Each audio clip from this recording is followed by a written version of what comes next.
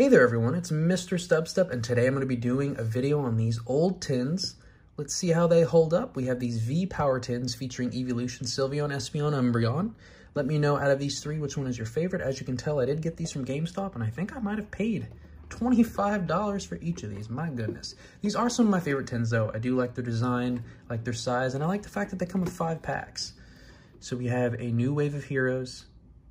There are the contents. I think these all should say the same thing. Let me just make sure. Yeah, are they in different orders? Nope, they're literally all the same. And the tins are very similar in design except for the featured Pokemon, and I did want all 3 promos. So let's open all these up. All right, so I have all 3 tins with their respective packs in front of them. If you're wanting to know, each one contains 2 Brilliant Stars, a Fusion Strike, Evolving Skies, and Chilling Reign. So really good pack selection. The Sylveon had the best packaged packs. They were all orderly. These two looked like some stuff that shuffled around in them. Maybe that was me, maybe that was shipping, I have no idea. We'll start out with the promos. So I'm going to give away every single code card for the boxes except for the Umbreon, because Umbreon is my favorite. And I would like to slowly add things to my online TCG collection. Not everything, because obviously, you know, majority's for y'all, but there is some that I would like to add to my collection. We have the Sylveon V.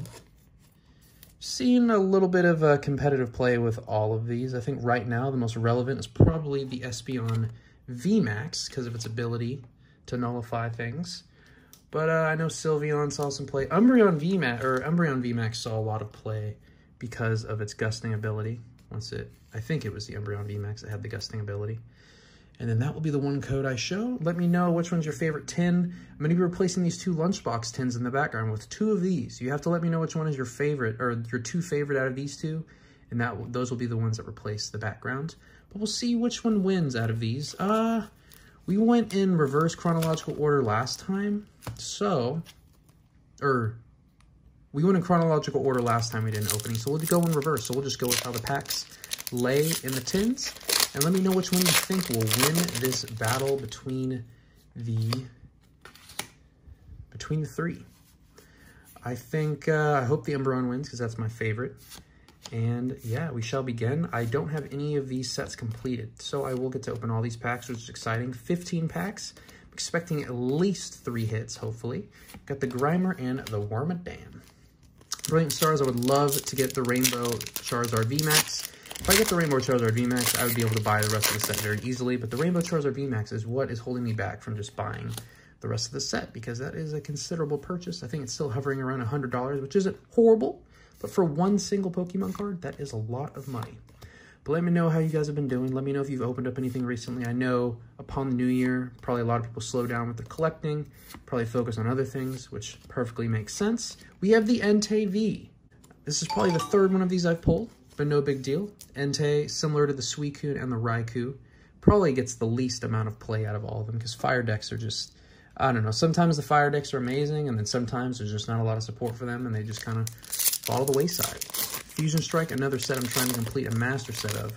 Would love the Espeon or Gengar VMAX, but I doubt it will come in this pack. The cutting on this is horrendous, but I do love that Ninetales artwork. And the Mandibuzz, because Sato is one of my probably top 3 favorite artists. But yeah, that's what I'm hoping for. Gumi and the Azumarill, which is nice, or Azumarill. We have an Evolving Skies. Imagine if I pulled another alternate art from Evolving Skies. Evolving Skies has been really good to me. It's also been bad in occasions as well. Ooh, is that from the original print run? I don't know. Let's take a look here. All right. I think Evolving Skies is right on the cusp of sets that will be rotated out in March, so it will still count, but then another year later, it will get rotated out, being that E. I have been playing the Regidrago deck, which includes Appleton, and Flapple. It includes both of these cards because they have unique attack for like special energies and Pokemon Vs. But I'm telling you, there's a lot of ways to disrupt that as well. Regidrago V is fun, but yeah.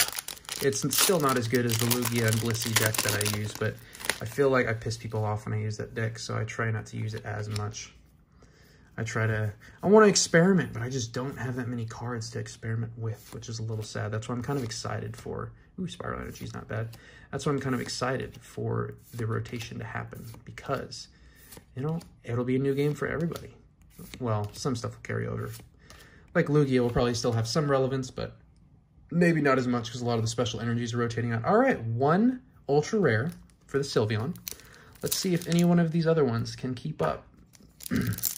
So, as far as shows that I've been watching, we tried to find a new show, but ultimately we went to our old reliable of Grey's Anatomy. So, yeah, we're watching Grey's Anatomy again. It's like that, you know, drama in the hospital and everything that's like romantic and like all that stuff, which not everybody's cup of tea, but it does get you hooked with the amount of plot twists and relationships and, oh, they're pregnant, oh, they're so-and-so's family, oh, they're this, oh, they're that, and it gets pretty crazy. Professor's Research, always love to pull some Professor's Research. Did I pull any hollows in the other tin? I don't think I did, so I'm actually going to include hollows in the background of this one because hollow to me is still considered a pull.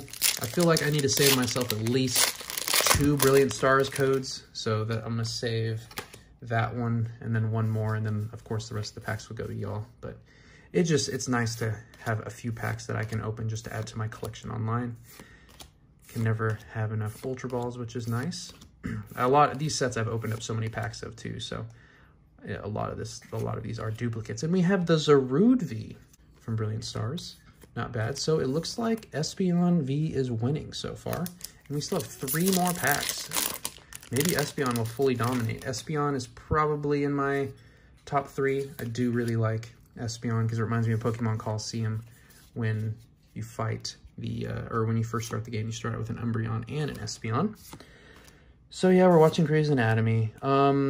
Also, I wrote this down, but when I was in Europe, we had a laundry guy. And of course, when I was in Germany, I was practicing German, wanted to learn German. Man, the cut on these is so bad. Wanted to practice German, and so I kept speaking German to this guy. But then I find out he's Albanian and doesn't even know German.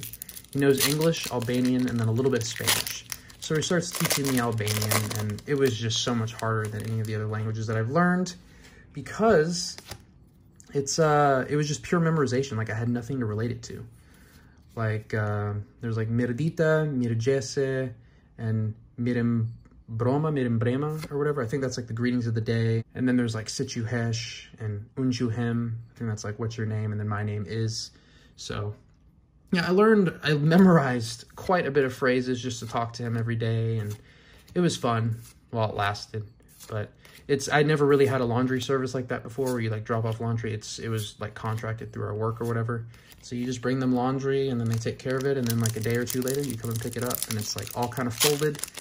It's just unfortunate because you don't really get to pick the detergent unless you throw detergent in your laundry bag for them. But if a smoker was dealing with your clothes, then they're just going to smell slightly smoky. And sorry, I guess you have to wait till the next time you wash them because they're going to be smoky, which is very unfortunate. Echoing Horn isn't a bad card. It's not bad. Chilling Rain. Actually, Chilling Rain has a lot of competitive cards, surprisingly. I was surprised. Just like looking at decks and everything. Lairon and...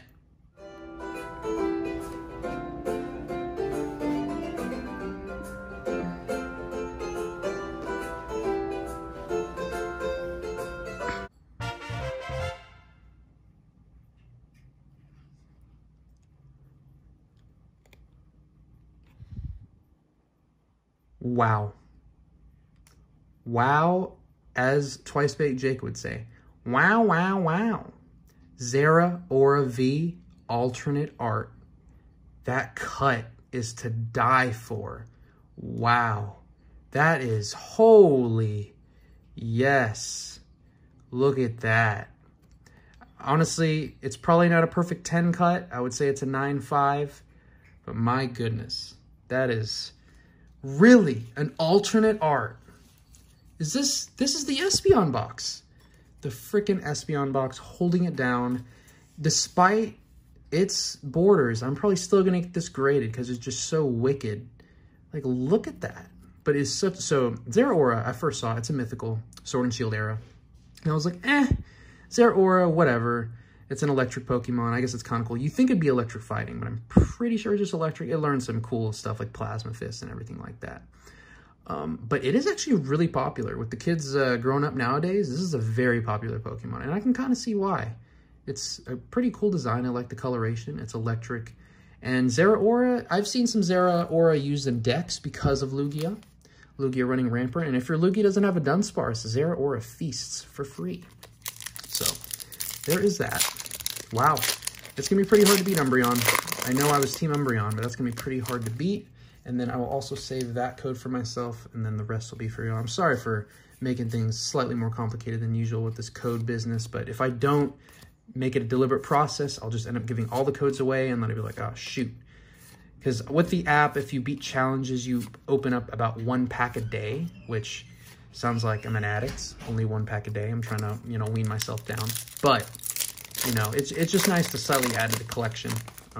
But for those of you that are using these codes, I hope people are using these codes. If people aren't using the codes, let me know so I can just use them myself. And then there are people that I guess resell codes as well, but none of these codes will really be worth anything. Generally, like, the battle deck codes will be worth a lot in certain like collection boxes that have really good promos, or like the newest set. Because once the newest set and everybody gets their fill of the new set, then speaking of competitive cards, Manaphy with that bench protection.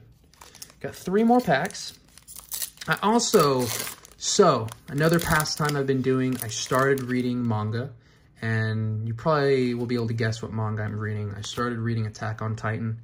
I was so torn at what my favorite anime of all time was. I was like, is it Full Metal Alchemist Brotherhood? Is it Hunter x Hunter? Is it Attack on Titan? And I think out of all of them, I was deciding, which one do I want to get like a full manga collection of? And I decided to start Attack on Titan. So I'll have shown a photo already, or if not, I'll show a photo now. I'm already on volume 4. I mean, granted, it's freaking comic books, a lot of photos, so it's not really that hard to read. But every now and then you can admire some artworks and everything. But I've really been enjoying it. I'm excited to collect the whole series, and then hopefully I can show that off to y'all if you're, you know, even into something like that. But it's been fun so far. I get goosebumps because I anticipate what's going to happen next. And on the next page, you get that amazing artwork or still. And it's so crazy how much of the drawings are like exactly how they animate it. You know, because it's always based off of that, and then the animation kind of fits in the lines.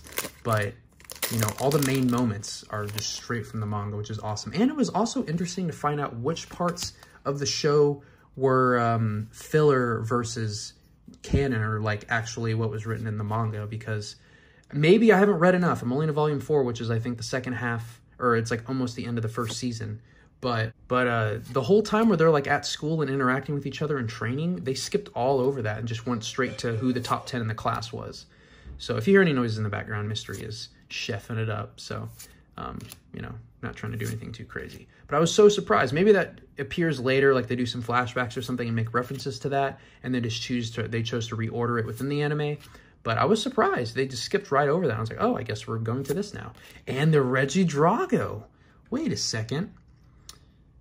Man, this is one that I want for my Regidrago V-Star deck, because this Dragon Energy attack is way better than its normal, because the normal attack only does 160. Obviously, this is 240 minus, but to start, I mean, you can swing and almost knock out any V card with that.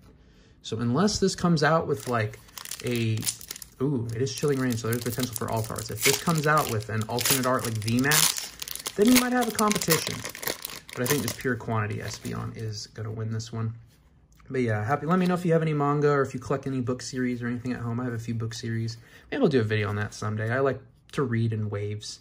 But it's probably my last prioritized form of entertainment, unfortunately, because, you know, it's slightly easier to just watch something or listen to something. And then let's see what else I have. The only other thing is I watched a bunch of movies this year, or last year, and I never normally watch movies. And the first movie I have to discuss was Doctor Strange. I liked the first Doctor Strange movie probably slightly more. And this was a movie that it kept you entertained the entire time because it was just so fast paced. But it was also just so all over the place that it was just kind of, I don't know, just the kind of rhythm of things that didn't feel like super succinct. It was really nice and it kept me hooked the whole time. And then of course the twist at the end, yada, yada, yada. And the cameos, of course, it's freaking Marvel. Like, you know, Marvel is Marvel. But yeah, it was okay. Let me know if you watched Doctor Strange, the newest one. Let me know what you thought. It's like the Doctor Strange multiverse one, I think. But yeah, we have Melanie, which is a great card for those water decks, and a Graplocked Hollow. Shoot, I don't even know if I have that. Stranglehold Master, as long as it's Pokemon in the active spot, your opponent's active on retreat cost is 2 more. Dang, he's just ripping. Tell me, anyone see this grap locked in Sword and Shield and think it was a water type, and then you hit it with something and it was like normal damage or not very effective? Super surprised it was pure fighting. But yeah, that's all I have for this video. Another alternate art, blown away, chilling. That better not be the #1 card in the set. I'm pretty sure it's not. I'm pretty sure it's still the Moltres. But if it is, Chilling Reign is not cheap. It is not cheap. I really hope I don't have to collect Chilling Reign, despite it being a beautiful set. And the price of Chilling Reign is increasing significantly because I guess everybody underrated it. So now everyone's like, oh, get Chilling Reign, get Chilling Reign. I mean, Chilling Reign has always been Chilling Reign, but okay, I digress. I want to thank y'all so much for watching. Once again, let me know what you guys have going on. Let me know what you thought, and I'll catch y'all in the next one.